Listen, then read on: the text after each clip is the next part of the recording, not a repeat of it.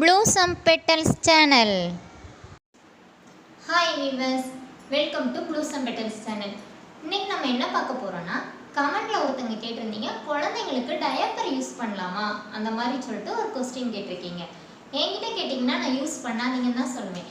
ஏன்னா நம்ம குழந்தைங்களுக்கு அதை யூஸ் பண்ணி அவங்கள போட்டு நம்ம டார்ச்சர் பண்றோம் என்கிட்ட கேட்டிங்கன்னா அதனால யூஸ் பண்ணாதீங்கன்னு தான் சொல்றேன். என் குழந்தைக்கு 2 வயசு ஆகுது. நானே இது வரைக்கும் அவனுக்கு டயப்பர்லாம் யூஸ் பண்ணதே இல்லை. அதே மாதிரி தான் நான் எல்லாருக்குமே ரெக்கமெண்ட் பண்ணுவேன்.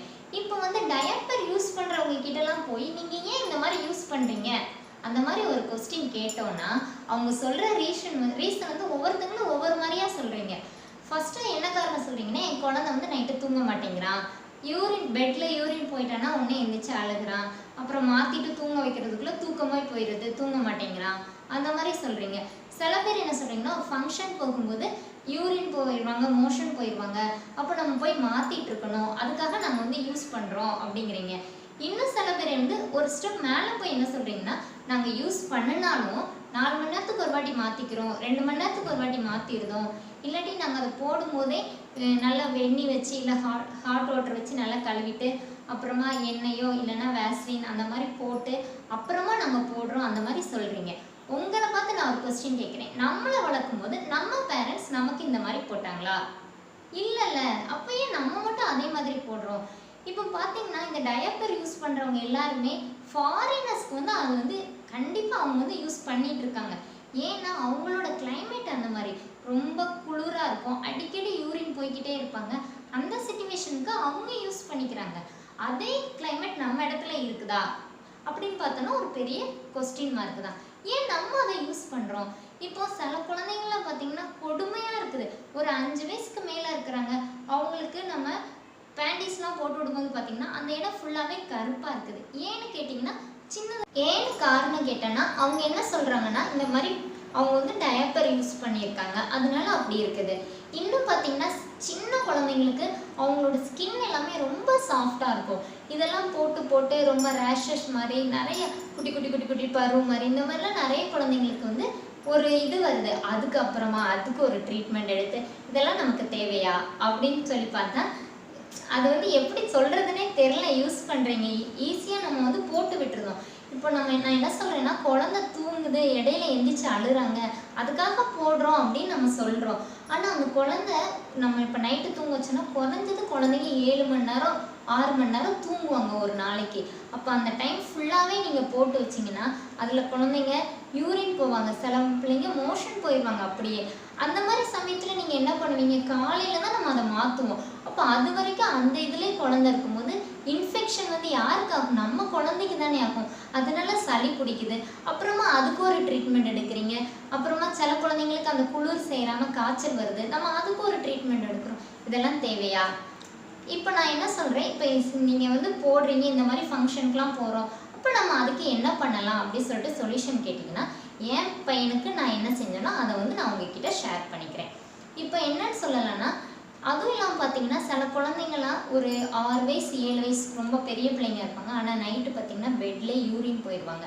அதுவும் இல்லாமல் சில பிள்ளைங்களை பார்த்தீங்கன்னா ஒரு 4 வயசு 3 வயசு பிள்ளைங்களா இருப்பாங்க, எதனாச்சும் நம்ம எங்கேயாவது இருக்கும்போது நின்ன இடத்துல அப்படியே யூரின் போவாங்க. இதுக்கெல்லாம் என்ன காரணம்னா நம்ம வளர்ந்தப்பறம் நம்ம குழந்தைங்களை திட்டுறோம், இந்த மாதிரி நின்ன இடத்துல யூரின் போகிறாங்க, பெட்டில் யூரின் போகிறாங்கன்னு சொல்லிட்டு நம்ம குழந்தைங்களை திட்டுறோம். ஆனால் இதுக்கு முக்கியமான காரணம் யாருன்னு பார்த்தீங்கன்னா நம்ம தான். ஏன்னா இயற்கை இயற்கையாகவே நம்ம குழந்தைங்களுக்கு கடவுள் கொடுத்த வரன்னு என்னன்னு பார்த்தீங்கன்னா யூரின் போனோன்னே மோஷன் போனோன்னே அவங்க அழணும். சின்ன குழந்தை பிறந்தோடனே பார்த்தீங்கன்னா பிறந்தோடனே அதுக்கு ஒன்றுமே தெரியாது, ஆனால் அந்த குழந்தை கூட யூரின் போனோடனே அழுவாங்க. ஏன்னா அவங்களோட பெட்டு ஈரமாயிருச்சு அப்படின்னு. அப்போ நம்ம என்ன பண்ணுவோம்? உடனே அந்த ட்ரெஸ்ஸை மாற்றி வேறு இடத்துல படுக்க வச்சுக்கிறோம். அதுக்காக அந்த குழந்தை அழுது. அப்போது ஒரு வயசு வரைக்கும் அவங்க அந்த மாதிரி அழுது அந்த இதை படிச்சுக்குவாங்க. நம்ம இந்த இடத்துல யூரின் போகக்கூடாது, நம்ம தான் ஈரமாகுது, அந்த இதெல்லாம் அவங்களுக்காகவே அந்த நாலேஜ் வந்துடும். ஆனால் நம்ம என்ன பண்ணுறோம்? இடையில போய் இந்த மாதிரி யூரின் இருக்கனால நம்ம பிள்ளை அழுதுன்னு சொல்லிட்டு இந்த மாதிரி டயப்பரெல்லாம் மாட்டி விட்டுருந்தோம். அப்போ அவங்களுக்கு அவங்களோட இது பெட்டு ஈரமாகிறது இல்லை. அப்போ அவங்க என்ன பண்ணுவாங்க? அப்படியே தூங்குறாங்க, அப்படியே யூரின் போகிறாங்க. அந்த பழக்கம் வளர வளர அதே பழக்கம் வருது. அதை அவங்களால மாற்ற முடியல. அதுதான் இப்போ உள்ள ஒரு பெரிய பிரச்சனையாகவே இருக்குது. இப்போ என் பையனை பார்த்தீங்கன்னா நான் சின்னதுலேருந்தே அவனை அப்படியே பழக்கிட்டேன். நான் வந்து டயப்பர்லாம் யூஸ் பண்ண மாட்டேன். எங்கே வெளியில் போனால் அவனுக்கு ஒரு செட் ட்ரெஸ் எடுத்துக்குவேன். அதே மாதிரி ஒரு 4-5 செட்டு பேண்டிஸ் எடுத்து ஜட்டியெல்லாம் எடுத்து ஹேண்ட்பேக்கில் வச்சுட்டு தான் எங்கே போனாலும் போவேன்.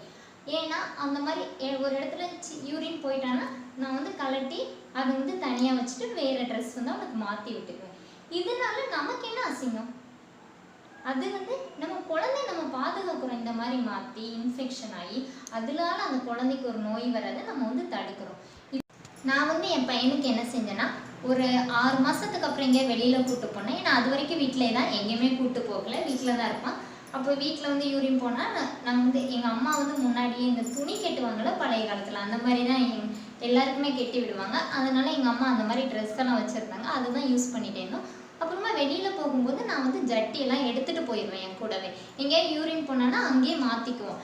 நீங்கள் அப்போ பார்த்தீங்கன்னா இந்த மாதிரி நான் அவனை பழக்கினனால ஒரு வயசுக்கு முன்னாடி அவனுக்கு வந்து யூரின் வந்துருச்சுன்னா வெளியில் இருக்கும்போதே வீட்டுக்கு வந்து நம்ம கலட்டி விட்ட பிறகு தான் யூரின் போவான்.